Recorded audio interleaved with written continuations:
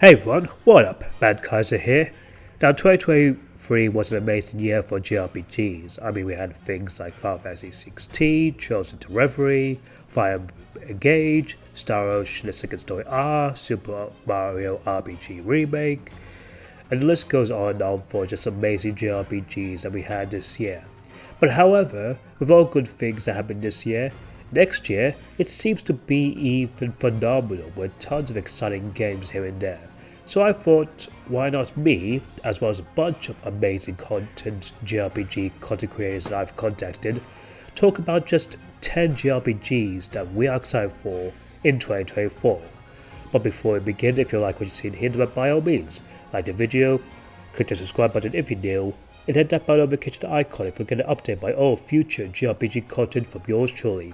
Not only that, but I'm also currently in the middle of playing Chrono Trigger, and hopefully by the end of this year, I'll be able to do my review for said game, as that's considered to be the best JRPG ever, and it's part of celebrating my 500 subscriber milestone, so please do look forward to that.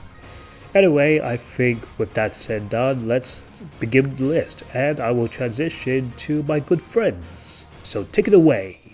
Hi, it's me RetroMania, thanks to Matt Kaiser for inviting me on his channel to talk about a JRPG I'm looking forward in 2024. First of all, there are a lot amazing JRPGs coming out in 2024, and it was a hard decision between Trace through Daybreak and Metaphor ReFantazio. But me as a Atlas simp, I choose in the end Metaphor ReFantazio. But make no mistake, both titles are amazing and in my game list for Game of the Year 2024. Metaphor ReFantazio, it's a title I and many others have been waiting for years and years. I still remember when Atlas' former Persona SMT director and producer Katsura Hashinobu worked on Persona 3, 4 and 5 and worked on many SMT titles as well, like SMT 3 and 4 and even some exotic titles, like for example Catherine Full Body said that he's creating a new spa studio in Atlas called Studio Zero. His goal was to create a new IP fusing modern society and technology with a fantasy setting.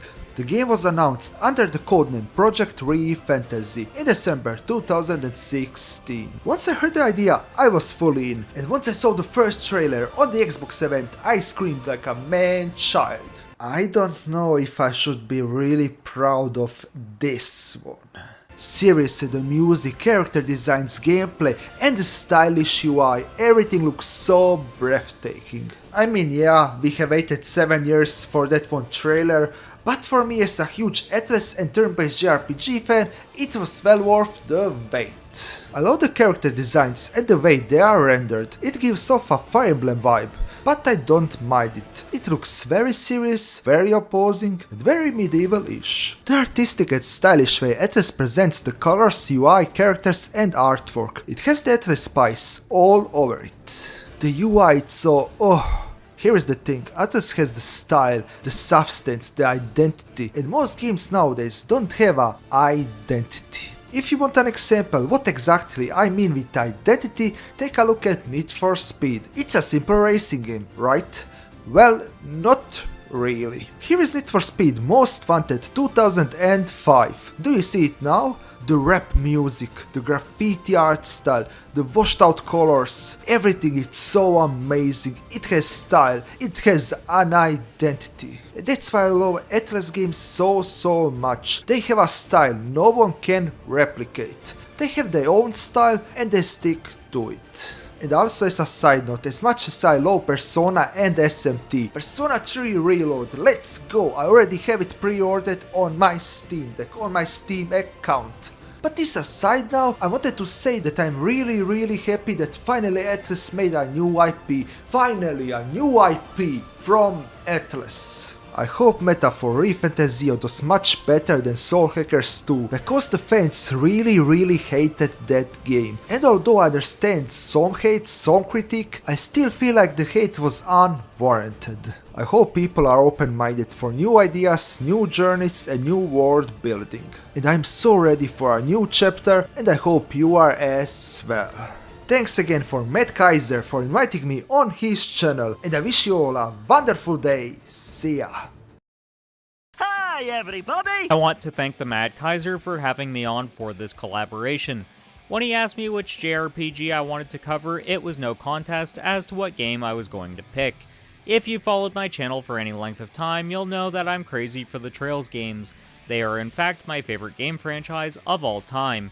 If you were to ask me what my contenders for the Game of the Year for 2024 are, I would give you 2 of them. Tekken 8 being one of those games, but since this video isn't about games we're excited for in general, but is about JRPGs, my pick 100% has to be The Legend of Heroes Trails Through Daybreak.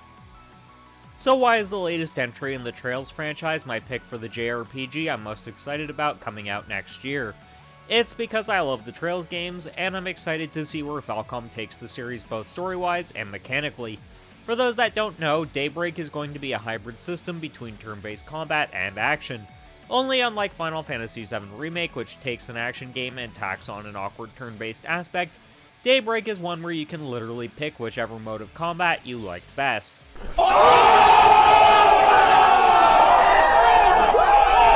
Which I think is a brilliant choice. Plus, this is the first time we're going to see Falcom's new in-house engine properly shown off. The debut of this engine was during Trails into Reverie's final scene. It's clear just from glancing at this game that it's a massive step up graphically. I've actually covered on my own channel why Trails Through Daybreak does not look like a PS3 game, which a lot of gamers have stated in the past. If you think that's what a PS3 game looks like, you need your eyes checked. The other reason I'm excited is because it's great to see a game that's set in the Calvard Republic. We've heard since the Sky Trilogy about the Republic, but we've not actually been able to explore it. The fact we're going to be able to do so is going to be a great thing, especially since so many characters who are important to the franchise have ties to the Republic in some way. It's going to fill out an already lore-rich franchise with even more lore. But there's one final reason I'm kind of excited for this game, which I'll be covering in a second. So if you followed Trails Through Daybreak when it was known as Kuro no Kiseki, you'll know Falcom have given the player more agency as to which faction they'll side with at a certain point in the game. These include Law, Chaos, and a third option which is somewhere in between the two. I know at least one character who you can unlock through this, but I'm not going to talk about that as I want to avoid spoilers. Anyways, 2024 is looking like a great year for gaming. Thanks for having me on, Mad Kaiser. I'm looking forward to some of the other picks. Until next time, keep blazing that trail. Hello everyone, it is me, Crimsonrosso. You may know me as that one guy who slapped that 4th grade music teacher outside your local Walmart because he didn't like Simple and Clean. What? What the fuck? But we're not here to talk about that. No, instead I'm here to tell you just how excited I am for the Paper Mario 1000 Year Door remake coming out in the year of our Lord, 2024. I was, and still am, a massive fan of the original 1000 Year Door, as not only do I consider it the best game on the GameCube, it's also in my top 10 games of all time, just period. I love everything from this title, from its amazingly fun cast of characters, to its incredibly polished gameplay and beautiful level design, its kick-ass soundtrack, and of course, its fantastic writing. Trust me, I could go on for hours and hours and hours about it. And when the remake was announced at that Nintendo Direct, I can't tell you how much I fangirled over its reveal. Especially since I had assumed that this style of Paper Mario was just gone forever, buried underneath a layer of sticker star, unforgettable Toad NPCs, and annoying-ass gimmicks. And to see it finally returning, somehow looking even better than it was back then, fills me with immense amounts of joy. But, while I am excited, I'm hoping it actually adds more to the original. Gameplay, level design, and story are all perfect, don't get me wrong, and graphics already look like they got a great upgrade, but I would personally love to see some all-new additions. Things like some new enemy types, some new badges to equip, new attacks for your partners. Hell, maybe even go all in and let us play through the Luigi adventures that you keep hearing about from the Green Bean himself. Let my man Luigi's free. Hashtag free Luigi. Let's make it trending. Maybe even add in a dope post-game boss rush to truly test your skill. Or even a chapter select so players can re-experience their favorite parts of the game. Or they could even go the route of something like Super Mario RPG Remake and let you have post-game bosses where you get to fight all sorts of cool shenanigans all over again. You know, just throwing my hat out into the ring there, Nintendo. If you need somebody to come on for your storyboards, I'm just the guy for the job. My fingers are crossed, of course, but even without those, I can easily say that TTYD's Remake is one of my most hyped releases of 2024. And that's it from me. Thank you all to everyone who let me do this. Big thanks to Kaiser for inviting me, and everyone else who let me go. I gotta head out. There's a history teacher who won't teach kids the complicated history of Xenoblade, and he needs a good smack across the noggin. Let us move on to the next member of this little collab event. The floor is yours, my good friend. What's going on, everyone? This is Taylor from The Gaming Shelf, and thanks so much, Mad Kaiser, for having me on to talk about some JRPGs coming out in 2024 that I'm excited for. And I think one game that a lot of people are sleeping on, but could end up being a sleeper hit, is Unicorn Overlord. Yeah, a little bit of a weird name, but it's got some cool heritage, and I think it'll be a cool game. So this is from Vanillaware, the team that brought us Dragon's Crown and 13 Sentinels Aegis Rim. They've got a great history of making incredible games, and of course have that super unique art style. But with Unicorn Overlord, they're seemingly trying to revive the ogre battle style tactical RPGs where you hop around between different towns, you kind of deploy troops, and then you go into these tactical style battles. And to me, it just looks incredible. Now, I personally never played the ogre battle series of games, but every time I hear anybody talk about it, they absolutely rave about it. And everything that they're doing in Unicorn Overlord seems to be taking that style of game, putting their own twist on it, obviously brushing it up with a beautiful coat of paint with that signature Vanillaware art style. And I don't know, it just looks really neat. I think it could be really, really cool. It's been a long time since we've had a Vanillaware game, so it's time for them to come back with a vengeance with a really neat looking tactical RPG. I love me some tactical RPGs. Final Fantasy Tactics is one of my favorite games of all time, so I am super excited to check this one out. Don't sleep on Unicorn Overlord. I know the beginning of the year is absolutely packed with incredible games, but I think this one could be pretty special as well. Hello guys, Cali Q here, and I just want to say shout out to Mad Kaiser for hitting me up with this collaboration idea. I really appreciate you, my brother. However, without further ado, let's jump into the JRPG that I am most excited for in 2024. That JRPG being Eiyuden Chronicle 100 Heroes. Now, as you may or may not know, this game is a spiritual successor to the Suikoden series, and the Suikoden series is a legendary JRPG franchise that left a lasting impact on players for even decades after its release. However, that's where Eiyuden Chronicle 100 Heroes comes in, as it is the spiritual successor to the Suikoden series, since the series is somewhat dormant now. Well, that's where Eiyuden Chronicle 100 Hero kicks in, as it is the spiritual successor to one of my favorite JRPG franchises of all time. But not only just for that reason alone, this game looks absolutely amazing. Its beautiful visuals, its awesome looking gameplay, its 2.5D style of atmosphere, everything about this game looks absolutely phenomenal, and I even know that the story will be so amazing because it is from the creators themselves who created Suikoden 1 and 2, and those games are regarded as some of the best storytelling in JRPG history. So for me, this game has my utmost attention, and it is my most anticipated JRPG, let alone game of 2024. I am telling you guys, you definitely want to keep an eye on this one. I've built my channel around Eiyuden Chronicle because that's how much faith and confidence I have in this project. The game will feature over 100 recruitable characters and an HQ that you will build as you progress the story and as you unlock and recruit some of these characters. And the cool thing is,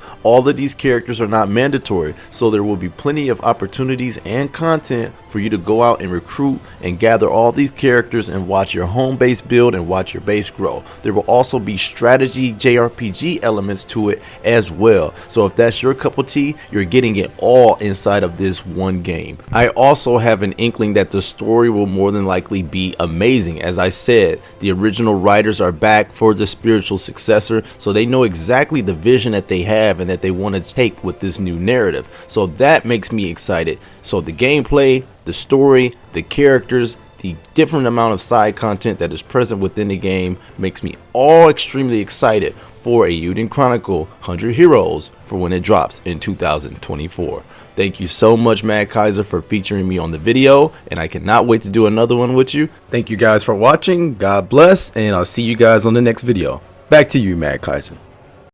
The Yakuza series has been around since 2005 now, and only recently did it catch my eye with the addition of Like a Dragon, a turn-based RPG that was a departure from the series' usual brawler-style combat. Like a Dragon begins with Ichiban Kasuga, a low-ranking member of the Arakawa family, a subsidiary of the Tojo clan. He's a loyal and passionate Yakuza member who's willing to do anything for his patriarch, Masumi Arakawa. The game begins with Ichiban taking a fall for a murder he didn't commit, and thus he spends 18 years in prison. Upon his release, he expects to be welcomed back into the family, only to discover that the world he knew and loved has drastically changed. The Arakawa family is no more, and the Tojo clan is on the brink of collapse. Determined to uncover the truth behind his betrayal and to clear his name, Ichiban embarks on a journey through the criminal underworld. He forms a group of unlikely allies, including a former nurse named Nanba, a hostess named Saiko, and a homeless ex-cop named Adachi, who helps him navigate the challenges of this new world. The game's narrative combines elements of serious drama with the series' trademark humor and absurdity, making it a unique and engaging story in the Yakuza series. The story delves into themes of loyalty, friendship, and a struggle for justice, all set against the backdrop of the Yakuza's power struggles and the city's criminal underbelly. As Ichiban and his crew get involved in various escapades, they become embroiled in a complex web of conspiracies and rivalries. And as mentioned before, the turn-based combat system is also a departure for the series, with the traditional brawler-style combat being in every single game up until now, which adds a fresh gameplay dimension to the story. And the thing is, this is what brought me to the Yakuza series because it looks so interesting. Being able to use stuff within the environment like bikes and street signs to attack your enemies adds an element of hilarity to your battles.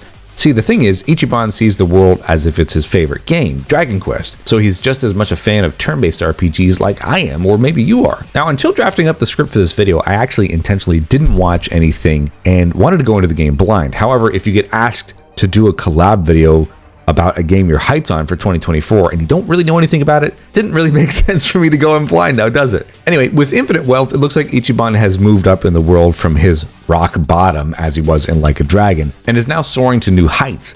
Quite literally, by flying to Hawaii, a series first departure from the normal Japan setting, and this appears to be an attempt to reconnect with his long-lost mother, by himself with nothing to his name. Again, starting from rock bottom. Meanwhile, Cosmic Kiryu, a series favorite and the original main character in the very first Yakuza game and recurring games since, is there on a separate but similar mission. Two Yakuza series favorites team up for what could be the biggest adventure yet. Again, as with Like a Dragon, recurring characters will be there, as will some favorites from the Yakuza series, so it looks like the band is well and truly getting back together. I just love the very over-the-top Japanese element that Like a Dragon had, and now Infinite Wealth looks to be turning everything up by 100%. Everything seems to be so much larger than life, from character animations, UI design, levels, and the overall vibe of the game as well. At some points, it's almost like watching Japanese television, and it's so great. Looks like minigames are coming back as well, from crazy delivery being the most exciting. Just imagine Ichiban delivering for Uber Eats, but on a bike. And there's also Mismatch, a new dating sim built within the game. I can only imagine who Ichiban's going to fall in love with this time. Karaoke is also here, and the inclusion of some classic Sega arcade titles are back as well. I'm hoping for Daytona. Like a Dragon was the perfect entry point into the Yakuza series because it started kind of almost from scratch with a brand new character, Ichiban Kasuga.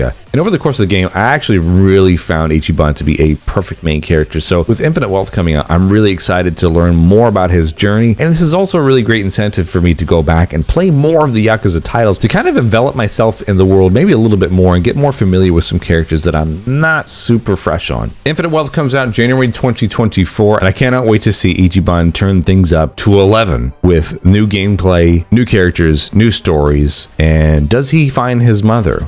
We'll find out. Yo, I'm Arkry, and when Kaiser asked me to talk about the 2024 JRPG that I'm excited for, I just had to take Persona 3 Reload, because it's by far my most anticipated game of next year, as I'm sure it is for many people. Persona 3 is a game that a lot of people have been asking for a remake, and now it's actually happening, and it honestly looks better than I ever thought it would. But just in case that you're not familiar with this game, let me fill you in for a second. So Persona 3, while being the third Persona game, is really where the series got its identity that it has today. The life sim daily schedule with social links, mixed together with the dungeon gameplay, it all started here. And this structure is actually one of my favorite aspects of the Persona series, as it gives each and every element of the game the time that it needs, while also keeping the game going at a good pace. You're always making progress, progressing through the days. You also have the freedom to do whatever you want. Do you want to explore the dungeon on that day, or do you want to experience more of the story through the social links? Or do you just want to gain some easy stats by visiting a cafe? But because this was the very first game to try this structure, some gameplay elements or live sim activities were quite limited, and they evolved a lot throughout the franchise. But in my opinion, Persona 3 has always had the best story, characters and teams in the entire franchise. Or it's also just one of the best in media in general, in my opinion. The way that each character has their development that's closely interwoven with the main story, how it tells a very dark story about the meaning of life and death while still having a hopeful message, and how everything ties into this from the gameplay to the side activities and even the side stories. It's such a special game, so now that they're bringing it back, you know that it's gonna be great. Especially from what they've shown in the many trailers so far. They recreated all the environments, character sprites and character models, so they're more detailed and more expressive than ever. They completely remade the OST from remixes to completely new tracks. They also reanimated all the 2D cutscenes and they completely reworked the dungeon Tartarus. And I can go on about what they recreated. It's a remake after all. But Reload is actually going a lot further than just remaking the original experience one-to-one, which is why it's even more exciting. They're expanding the game in so many meaningful ways, and the most important thing is that it looks like they're staying faithful as well. They expanded on the gameplay by added more life sim activities, like part-time jobs, cooking or studying together with the other characters from the dorm, or tending to the garden on the roof. They also added more combat abilities with Shift or Baton Pass as it was in Persona 5, and the new special attacks. They also expanded the dungeon so there's more treasure to find and also so it's more worth exploring. All of these things to really try and bring it to the level of Persona 5, if not beyond that. And above all, they're also expanding the story, listening to fan criticisms and addressing certain things like giving the antagonist group more screen time and a bigger focus, while also expanding on your party members more, giving each social link more depth, and the characters that didn't have social links now have their own side stories. It's insane how far they went with this remake. I honestly can't believe it. The developers really made it look like this was a passion project to them, and I wouldn't want it any other way. Persona 3 is one of my favorite games of all time. It's even the reason why I'm here on YouTube, and Reload can easily become my #1 favorite game if it achieves what it's setting out to do. It tells a story like no other, it has a team consistent through every single element, and it's got characters that are extremely dear to me and to a lot of people. So yeah, if you like Persona or if you're interested in JRPGs in general, Persona 3 Reload should be somewhere at the top of your list, and I can't wait to re-experience this whole game with Reload. But that's all I had to say about it. Thanks for having me on, the Kaiser, it was a lot of fun, and I'm looking forward to seeing the other picks. Hello you beautiful people, I'm Pat from Frames, and special thanks to the Mad Kaiser for allowing me to spread some of my own madness as I talk about the JRPG I'm most hyped up for in 2024. And that do be Granblue Fantasy Relink.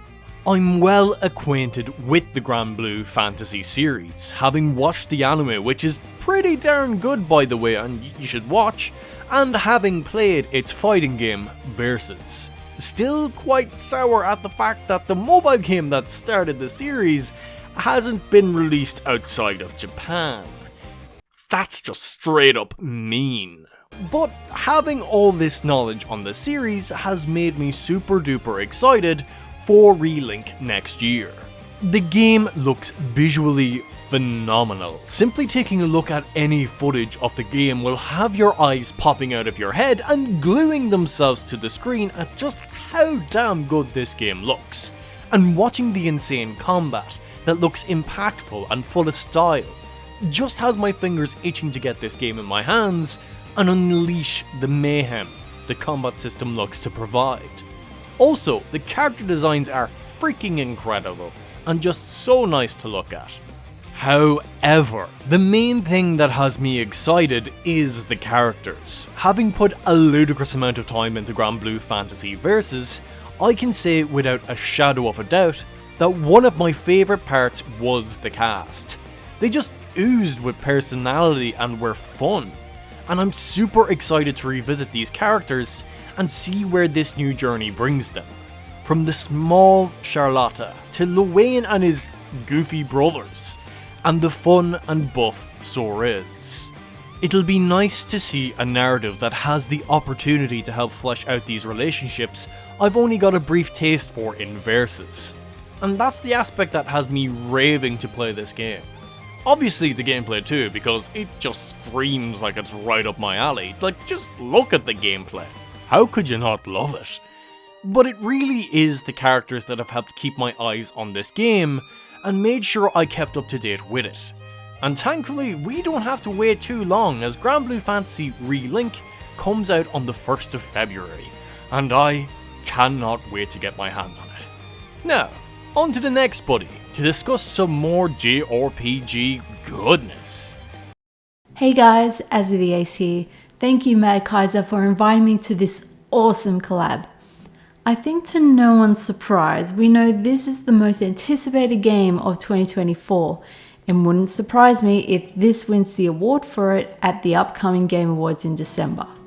Yes, I'm going to be talking about how so excited I am for Final Fantasy VII Rebirth.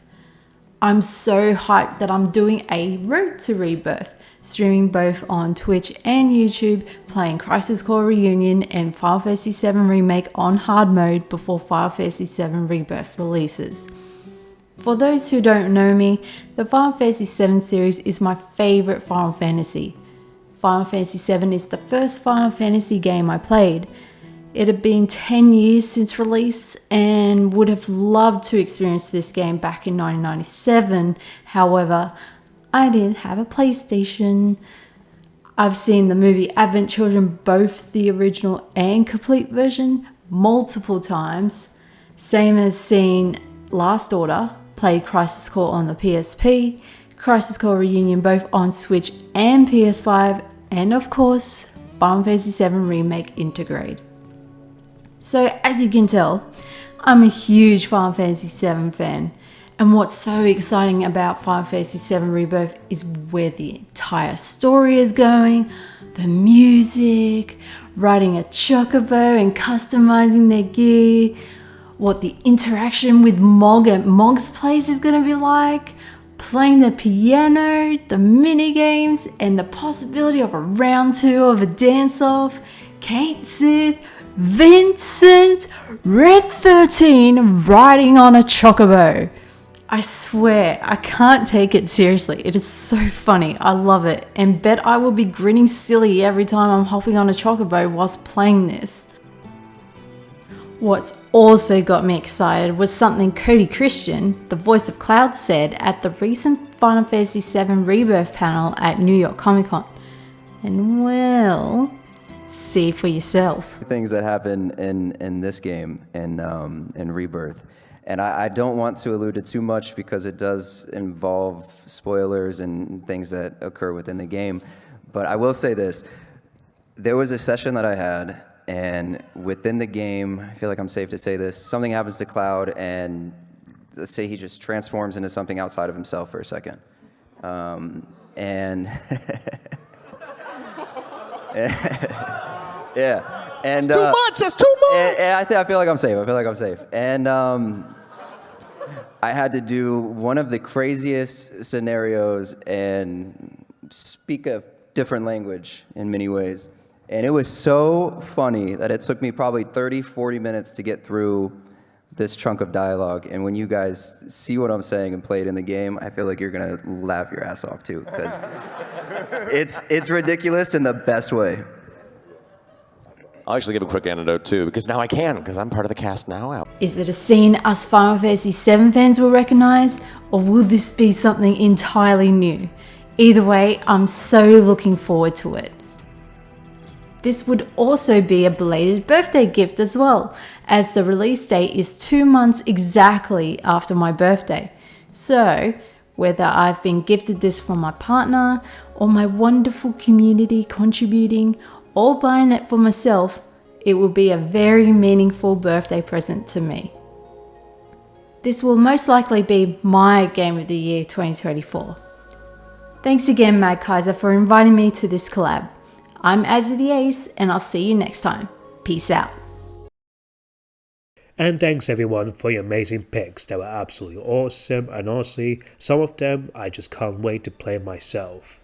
Now before we wrap up, I think it's time to list out my pick for JRPG I'm looking forward to in 2024. And it's actually 2 games in one, and that is the Suikoden 1 and 2 HD Remaster, Gate Rune and Dunen Unification Wars. That's quite a mouthful, but in short, it's just Suikoden 1 and 2 HD Remaster. Now this is a big deal because these are classic JRPGs from Konami themselves being brought back in this wonderful pixel remaster in a sense, almost akin to, I think, even surpassing the likes of, say, the Final Fantasy pixel remasters, and even on par with, like, say, the HD 2D games we got from Square Enix, as well as even the recent Star Ocean Second Story remake.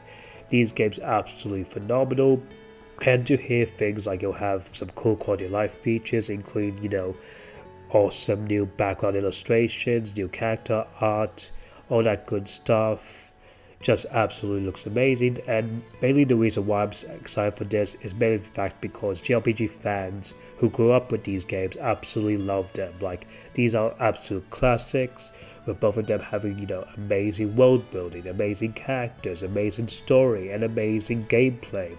All of them absolutely loved Suikoden, especially Suikoden 2, which is like the most favorite of the bunch. So hearing that, and as well as a JRPG fan myself, I was honestly interested about these games ever since I heard praise about them. So honestly, seeing these 2 games remastered and Konami bringing them back was absolutely such a treat, and I honestly can't wait to play.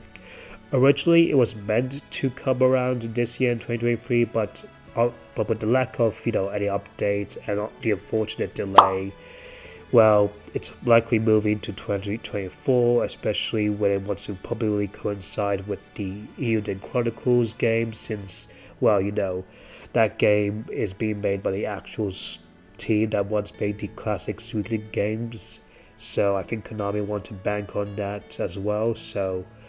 But overall, I'm just absolutely looking forward to these 2 games and seeing what the hype is all about. And honestly, those 2 games look up my alley. And with that, I think that'll be it for today. Honestly, thanks for amazing people. Thanks to these amazing guys for collabing here on this video. It was absolutely awesome. And please go out and check out their YouTube, their socials. They're absolutely amazing people and absolutely worth it. I'll have a link in the description down below.